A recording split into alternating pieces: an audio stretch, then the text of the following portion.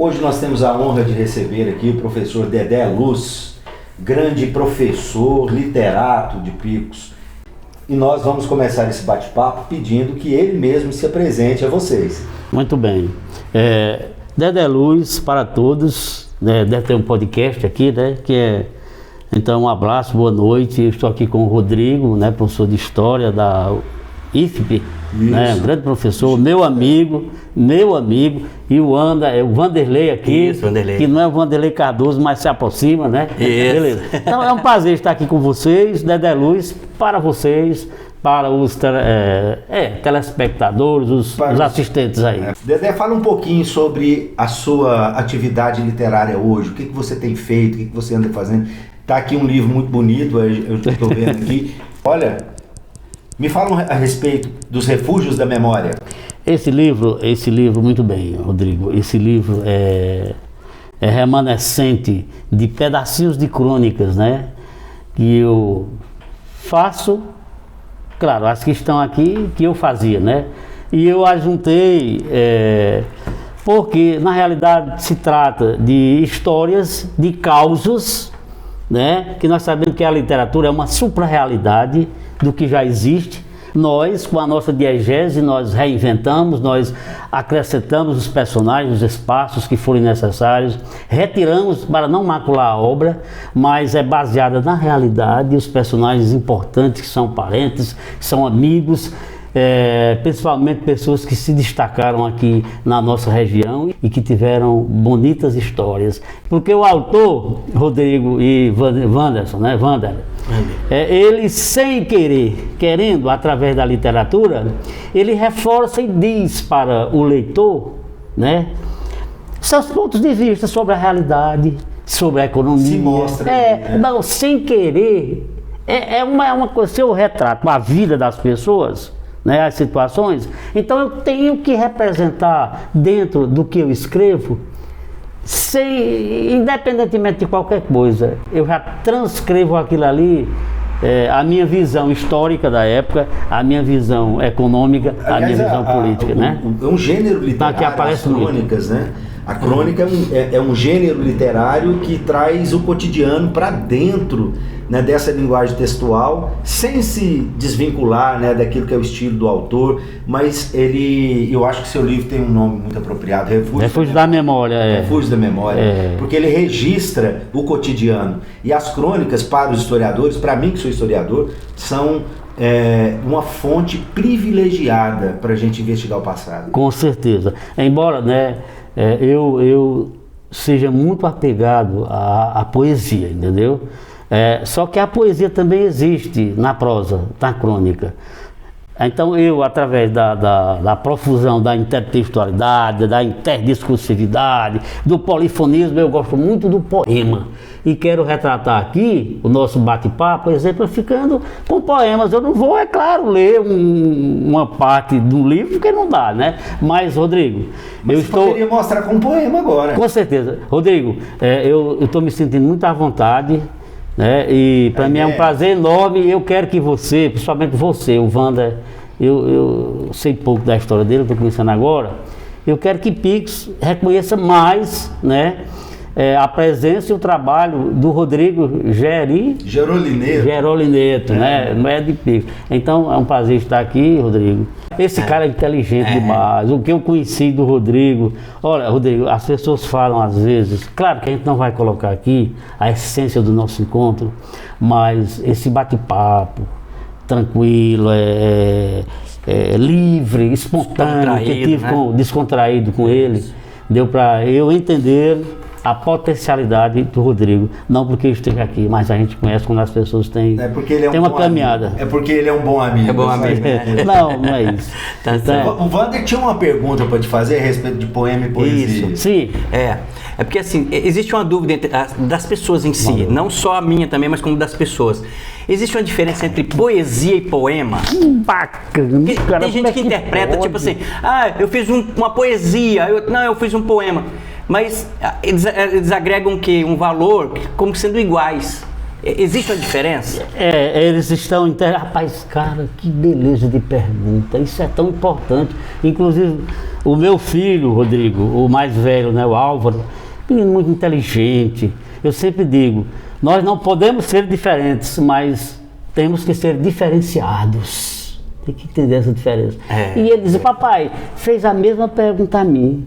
Eu sou professor de língua portuguesa, mas já ensinei literatura, você sabe que do Estado, eu já ensinei tudo para poder... Mas aí eu digo, meu filho, mas não, pai, é porque o professor uma hora fala poesia, outra hora é poema, olha, vamos lá na poesia tal, no poema tal, aí, cara, beleza, parabéns pela pergunta aí. É muito simples.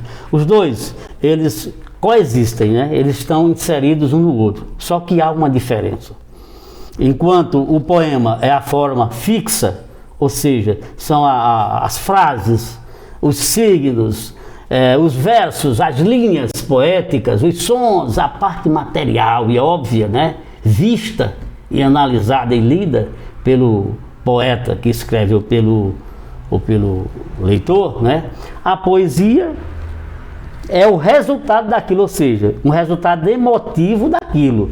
Ou seja, são os sentimentos, são as emoções descarregadas por essa via física, né? Que são as frases, as linhas poéticas, o ritmo, a melodia. A poesia, entendeu? É aquela beleza sutil que o poema Isso, provoca. Exatamente. Que pode não, nem ser em forma de beleza, pode ser através de um outro sentimento, mais dolorido, mais uma emoção qualquer, né? Exatamente. E essa emoção, ela é tida porque escreve, né? E é repassada para o leitor.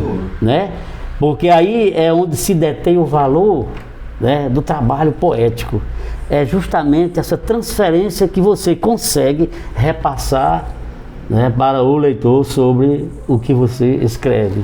Você poderia nos dar um exemplo agora com um poema seu? Pode ser.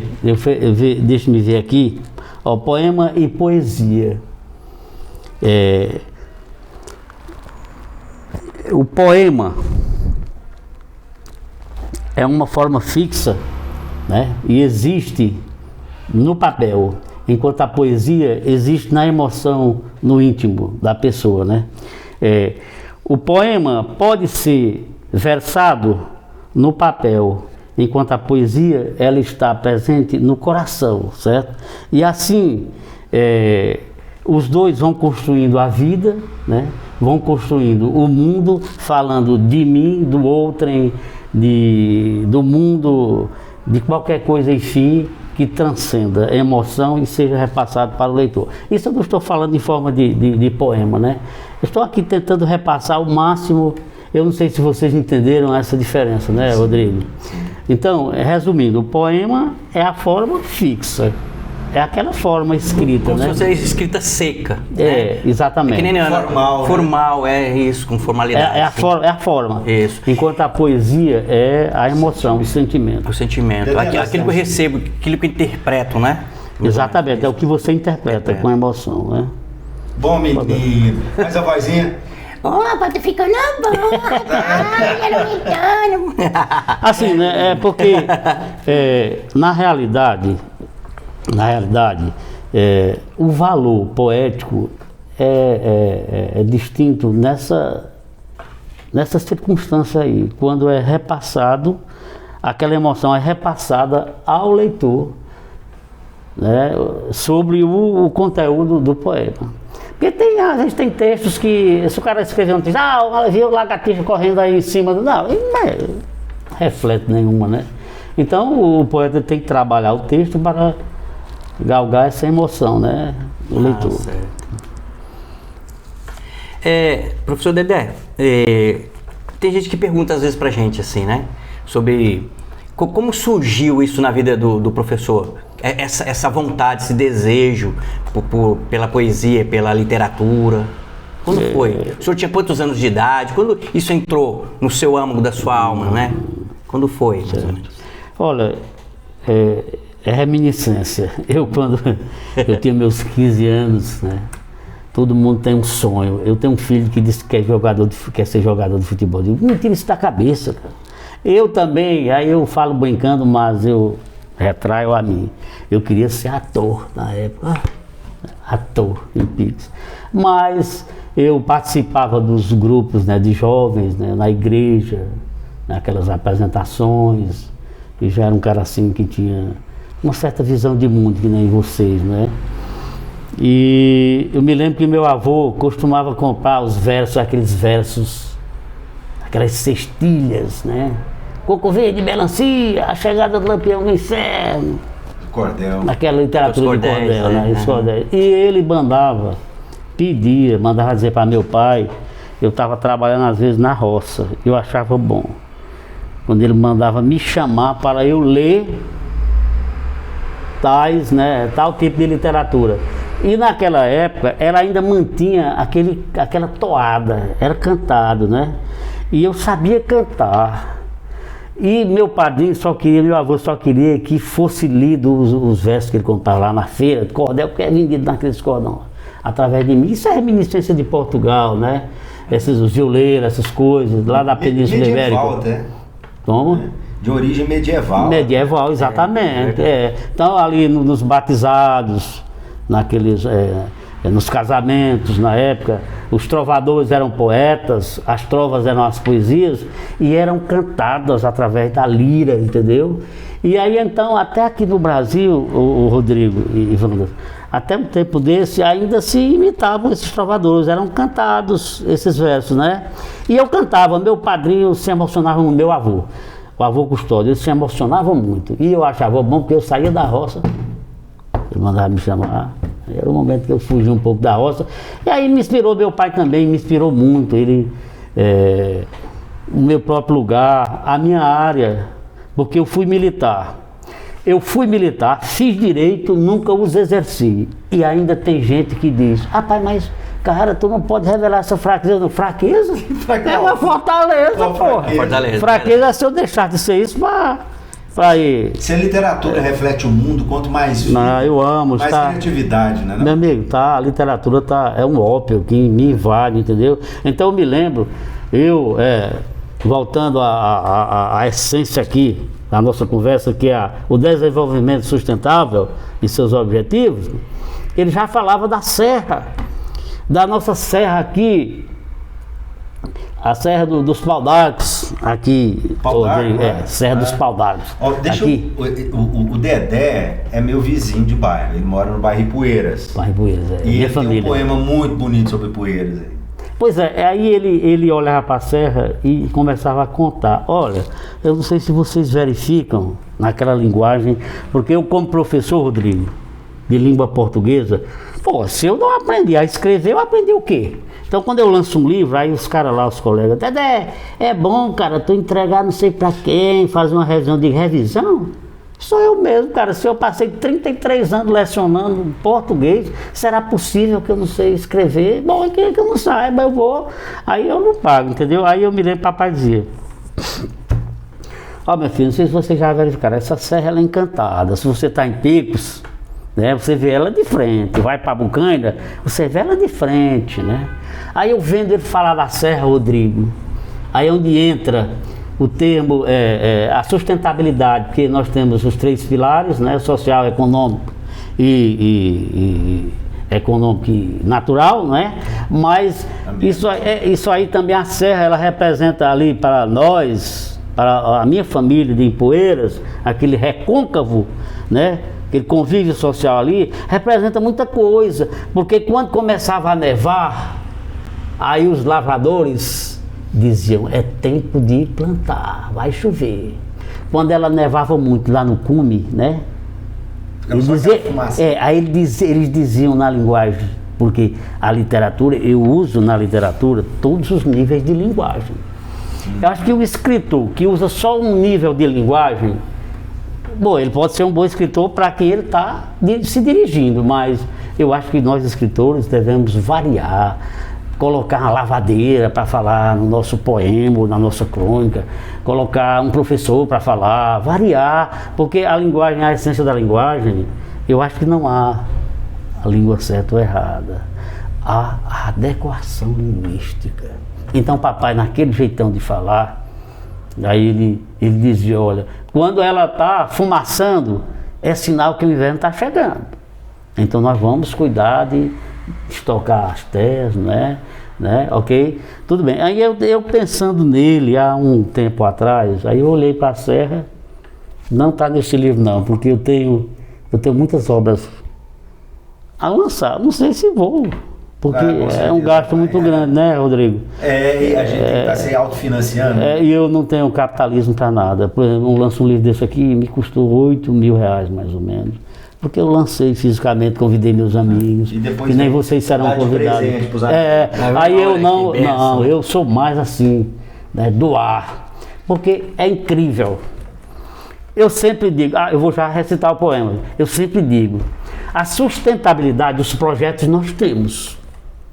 Dentro da literatura, os projetos sustentáveis, para mim, são os seguintes. Entre em contato com a academia, eu sou da Academia de Letras, um abraço aí para o presidente, para toda a diretoria, para os meus amigos, né? Então,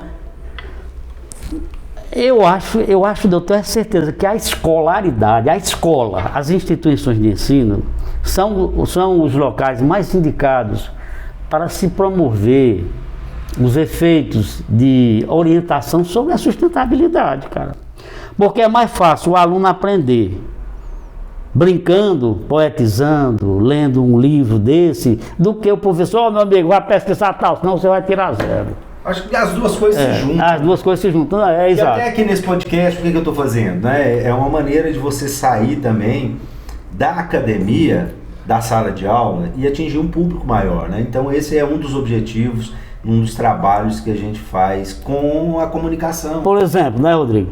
Vamos supor, eu vou já recitar o poemazinho, naquela linguagem popular regionalizada. Cara, que a poesia, o sentimento é como eu digo. O poema pode estar em quem escreve bem, mas também pode estar em quem não escreve bem. E a poesia existe em todos.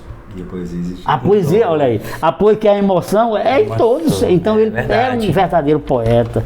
Aí de frente a mim, tem uma serra. É a Serra dos Pau d'Arcos. Uma daqui, pegando a linguagem deles, uma daqui lá é alto, uma de lá cá é baixo. Parece até encantada essa Serra dos Pau d'Arcos. Quando o inverno bota a cara, ela começa a apitar. O que eu estou dizendo é a linguagem de lá. Chupa interno do ar, é uma torta fumaceira. E isso é sinal que em poeira está começando a chover. E o céu se fecha todinho e cai toró no pé da serra, e o guariba empanzinado vomita por toda a terra, e o sertanejo animado canta no alto da serra, e a saparia em coral faz seresta no mormaço, e as águas de riba abaixo já encobrem o arrozal. Perdemos tudo por gasto, mas Deus não nos quer o mal. Aí eu acho que a serra é uma grande representante da resiliência do nosso povo, das informações que a própria natureza dá. Porque a gente sabe que até os anos 30 ou 40, os nossos capitais naturais, eles eram só explorados. Hoje, né, nós já temos aí projetos que viabilizam essa não exploração.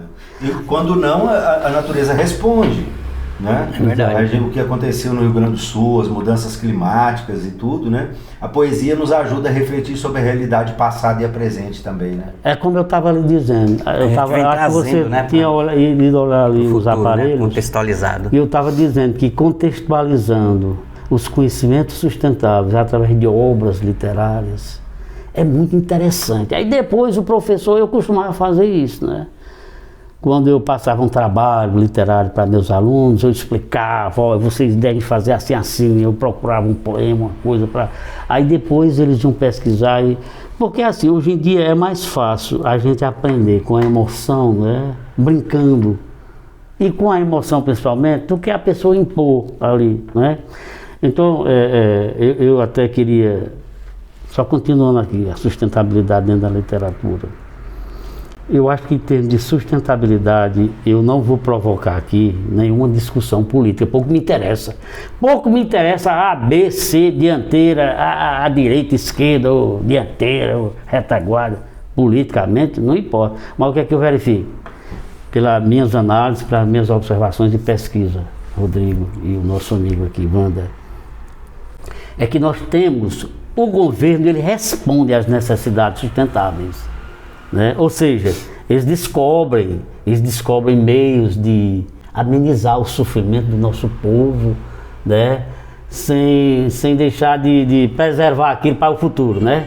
Por exemplo, a energia solar. Só, Rodrigo, vamos ser bem claros, eu não acho que esse capital natural é repassado para o povo de maneira barata. Porque eu tinha esse projeto de colocar na minha residência. E quando eu pesquisei, eu vi que tanto a Equatorial, eu digo aqui abertamente, não tenho medo, tanto a Equatorial como o banco, como a prefeitura, eles exploram o povo. Ah, quando eu vi 200, não, você 350 kW, você paga 270 por mês. Aí quantos meses? 80. Meu Deus do céu. E aí só isso, não, aí você vai pagar a taxa da Equatorial, vai pagar a iluminação pública. Aí olha, eu quero dizer o seguinte, nós temos os pressupostos básicos de melhorar a vida das pessoas, mas nós não encontramos, eu posso dizer, por parte da estrutura governamental, político-administrativa, nós não encontramos espaço. Deixa eu fazer um parêntese. Você disse que não tem implicações políticas e tudo, mas a literatura, assim como a história, a gente fala da vida da população, dos sujeitos históricos, nós falamos de pessoas reais. O que você acha da privatização da Gespisa? Eu sou contra. Eu sou contra a privatização. Inclusive tem um irmão, que bom você falar nisso, eu estava conversando com ele.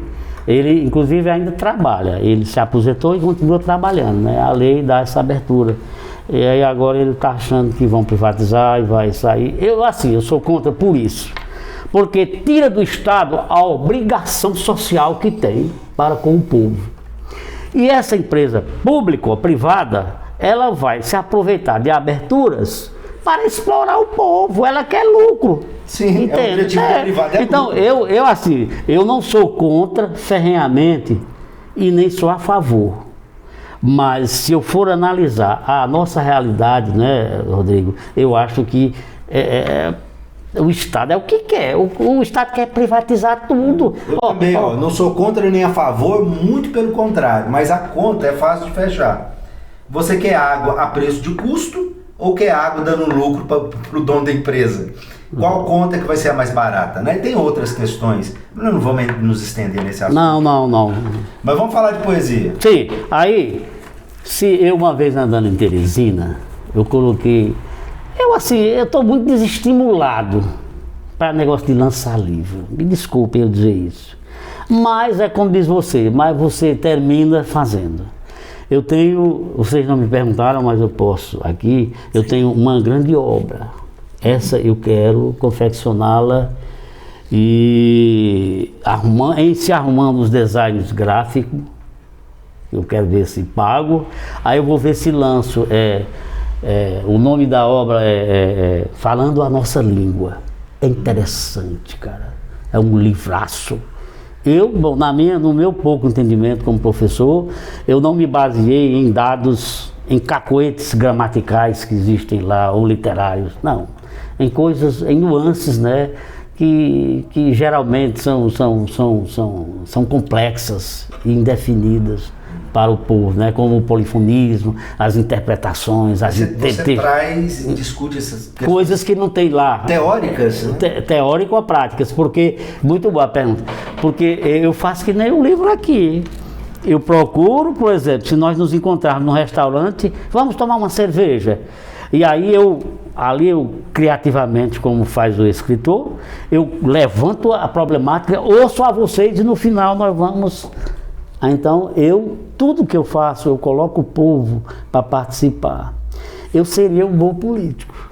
Só Sem que dúvida. Ai, tá vendo? Bom discurso, com certeza, né? eu seria um bom político, E bom- mas político eu não seria. Mas eu político não vou dizer por quê. Não, embora, eu vou lhe dizer, a representação é muito importante, a política é essencial. Nós somos aqui uma política cultural, isso aqui. A sustentabilidade é uma política cultural, só que é o seguinte, por quê? Que politicamente, partidariamente, eu não quero. Eu não gosto de me atrelar, por exemplo, eu sou seu amigo, as suas ideias são as suas, as minhas são as minhas, né? E amigo individualmente, particularmente, se você tivesse um partido político, eu não ia ser amigo do partido não, eu ia ser seu amigo. Entendeu? Aí eu acho assim, né? Que a política, ela é necessária, mas veja só, em termos de sustentabilidade, qual o objetivo daquele projeto da barragem de Bocaina? Vamos ser bem claros, ali tinha um objetivo de desenvolvimento sustentável. Qual era? Era ampliar a nossa produção agrícola, nas margens, não é? Perenizar o rio. Era esse o objetivo. Foi gasto muito dinheiro. Bato palmas para o projeto do governo do estado, não sei, em parceria Federal. em parceria com o governo federal. Mas vamos ver lá hoje. Depois que políticos tais, vamos molhar a mão do pessoal, todo mundo trabalhava dentro do Rio Guaribas, produzia o alho, a cebola, você sabe, Anderson, ali da sua parte você sabe, o alho principalmente, o Marcelo Luiz, que ele é um cantor, né, meu parente, eu me lembro que ele botava aqui, ó, a trança de alho e saía vendendo para ganhar seu dinheiro, então era um produto básico da nossa cultura aqui. E, então, assim, você está me dizendo que com a barragem foi acabar. Eu não complementei, né? Eu vou só complementar aqui o que eu quero dizer. Então hoje, os políticos, eu ponho culpa na política administrativa, né? Por quê? Porque o homem não trabalha mais no Rio. Você vai ver no poema que eu vou citar, o homem não trabalha mais no Rio, não produz mais nada. Aí esses programas de despachar dinheiro, eu não sou contra, até um certo ponto, mas viciou o nosso homem. E quem foi autor disso, os outros continuaram. Aí o nosso rio hoje, eu não estou falando besteira. O que é que tem nosso rio? Acabou a produção. Ah não, mas é porque não chove mais, ninguém não. Sai do medo. Nós tivemos um inverno abundante, eu não vou nem falar do rio. O nosso homem não está na roça produzindo, é para preguiça mesmo. Então, o que é que adianta os objetivos sustentáveis, né? A gente angariar recursos e o homem não participar, ou por descontrole econômico, porque essa energia... A economia também hoje é outra. Olha, a economia globalizada, tem umas questões... A energia solar, eu sei, não adianta dizer que é popular o preço não, que não é. Não existe. No dia que for popular, eu ponho. Então, o governo do estado tem condições bastantes para incrementar uma usina, por exemplo, né, o meu amigo Rodrigo, uma usina para popularizar isso. Mas não venham me dizer que a energia solar, esse capital... Não é acessível para a população. Não é acessível. Estou lhe dizendo, rapaz, que é que tem... Talvez baixar impostos de importação ou produzir sua própria tecnologia. E outra, os políticos hoje eles não cumprem nem a Constituição, eles rasgam a Constituição. Essa questão de pagar a iluminação pública, de pagar taxa de esgoto, minha gente, isso é um absurdo, cara. Direito de ir e vir, quem é que tem direito de ir e vir? Eu tenho um carro, eu fui calcular, 10 anos que eu possuí meu carro, eu paguei mais de 50 mil de imposto, de registro no Detran, de multa, Ai, meu Deus do céu. Sim, aí então nós vamos fazer o quê? Vamos falar da poesia do Rio aí. Vamos lá. Aí, falando sobre Pix, eu estava lá em Teresina, aí uma pessoa lá que trabalha no tribunal, né? Estava no tribunal, essas pessoas são sensíveis, ele olhou, esse livro é seu, de onde é que você é? Eu disse, rapaz, eu não conheço o Pix, eu estou escrevendo um livro sobre o tribunal. Eu sei que eu olhei assim no celular dele, eu vi o nome de uma professora que ia fazer a correção do livro dele, ele ficou empolgado, eu quero que você faça a correção do meu livro. Ele disse, não, eu estou vendo aí que tem uma professora aí destinada a isso, da universidade. Mas não é uma brincadeira, né? Ele, você quer que eu fale de Pix prosaicamente ou o que é que eu fale poeticamente? Assim? Ele não fala de qualquer jeito, depois vou recitar um poema, aí a gente faz as conclusões. Então, mortalidade de índice alto e cruel. Criminalidade horrenda, estupefante, sacode vigorosa e galopante, um pedaço de estado em polvaréu. A cidade é progressiva, valente, mas se agita toda lentamente. Valentias bandeiras nordestinas continham valentíssimos guerreiros. Ah, essas bandeiras ainda existem dia a dia. Essas bandeiras ainda existem mais a mais.